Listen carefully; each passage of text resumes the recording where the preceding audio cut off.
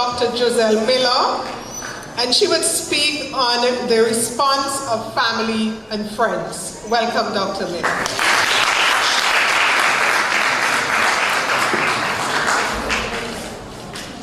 A pleasant good morning to everyone. Good morning to the staff of the community college. Mr. Scott, nice to see you. Turn to your friend and tell them that depression is my business.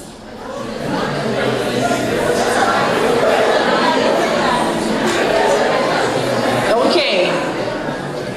The reason I did that, for a lot of mental illnesses, chronic illnesses, anything, we have the notion that it's not my business. It has nothing to do with me because I'm not affected by it. But it is very much wrong.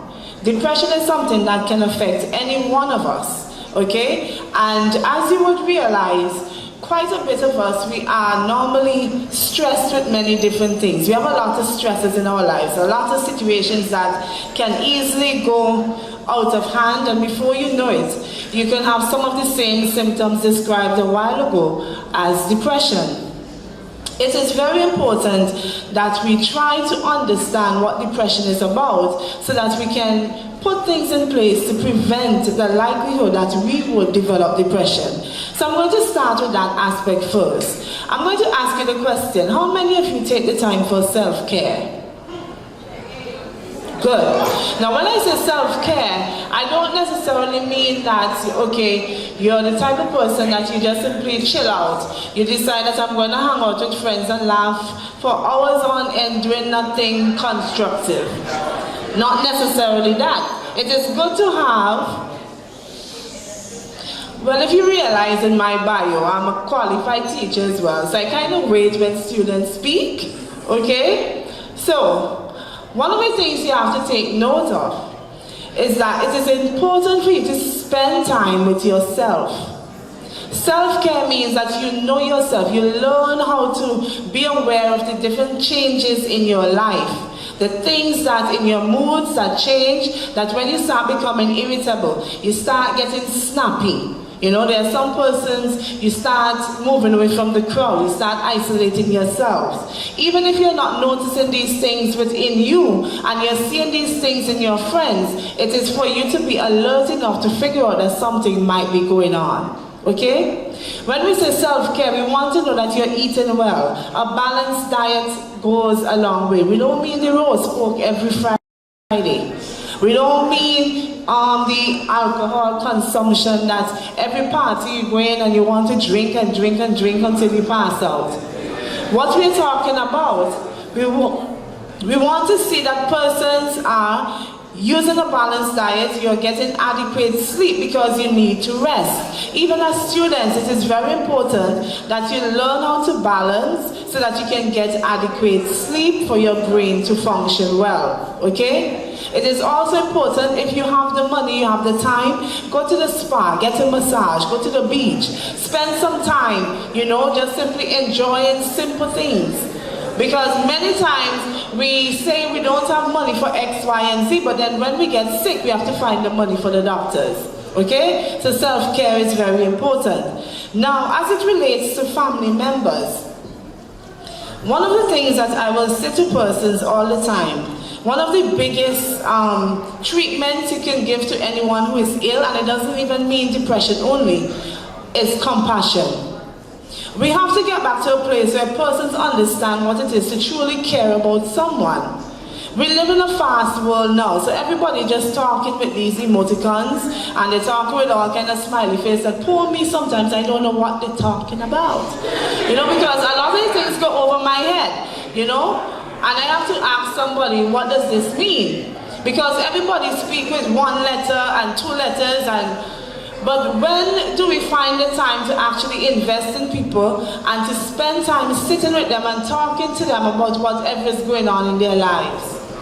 We have a friend who says that XYZ is happening to me. Girl, brush it away, bother with that for, leave that alone. But the thing is, sometimes we negate or we try to pacify people's situation, and for them it is grave, it is very severe. Okay? Spend time listening. Listening is very important. We don't mean listening and you're just simply hearing words going in and they're not registering anywhere in your mind.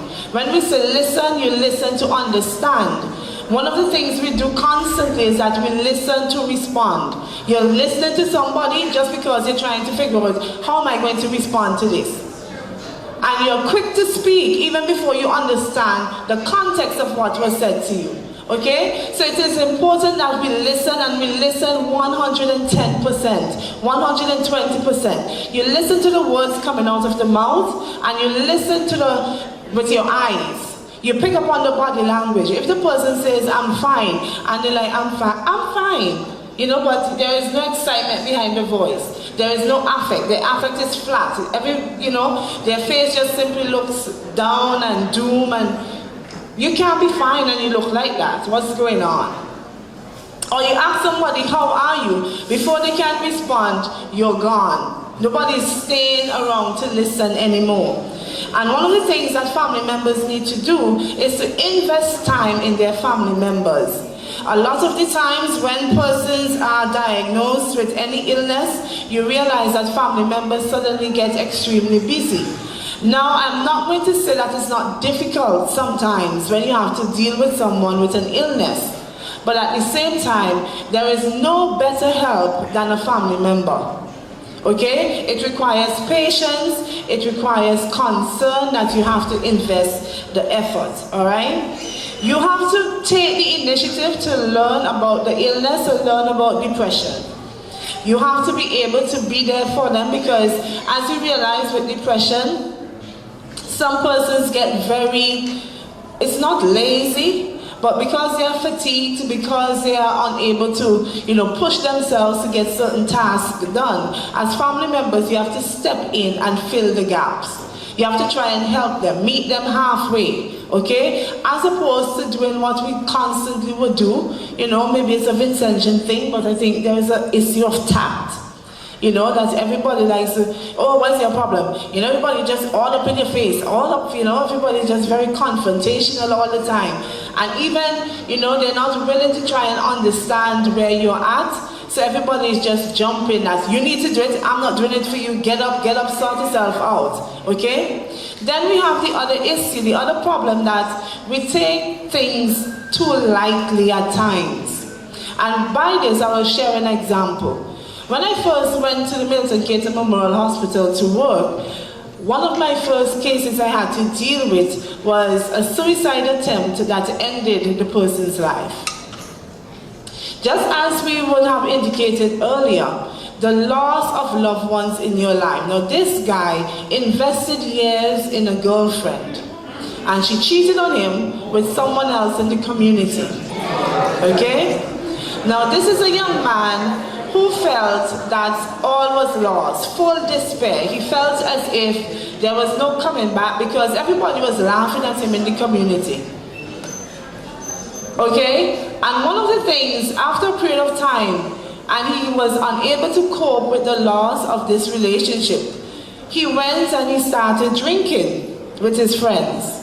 They sat right in his yard and they had drinks after drinks and they were there talking about the thing, and he said, boy, I just feel like I could kill myself, boy. His friend turned to him, his best friend, said, boy, if I be you, I'd do the same thing. Jokingly. He joked because he felt it was just a joke. The young man got up, and without them even realizing, he went into his house. His mom is a farmer. He had Gramaxone. He just gulped it down. Before they could knock the cup from his hand, he had already consumed it. Then he laid in the hospital, and his friends, even that said friend, was broken beyond measure because he thought he was joking. And the guy said to me, doctor, I didn't mean to kill myself. I don't want to die. But the thing is, he consumed so much, plus with the alcohol in his system, it was. So sometimes we are not to take things for granted. If somebody makes a threat of suicide, take it seriously, okay? We have to figure out whether or not they are serious and do not add to it.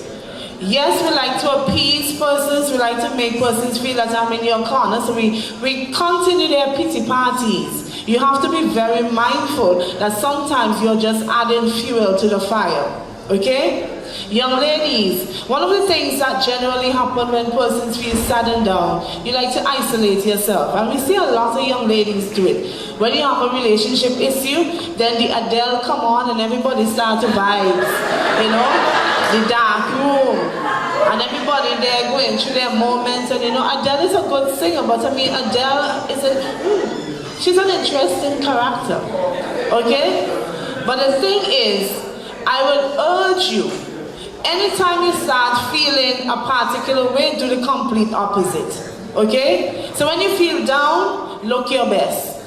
Try to, you know, trick your brain into thinking something else. It's not as simple, but with practice over time, when you embrace positivity, things like depression will not be as easy to come upon you, okay? So now, my tip for you, compassion.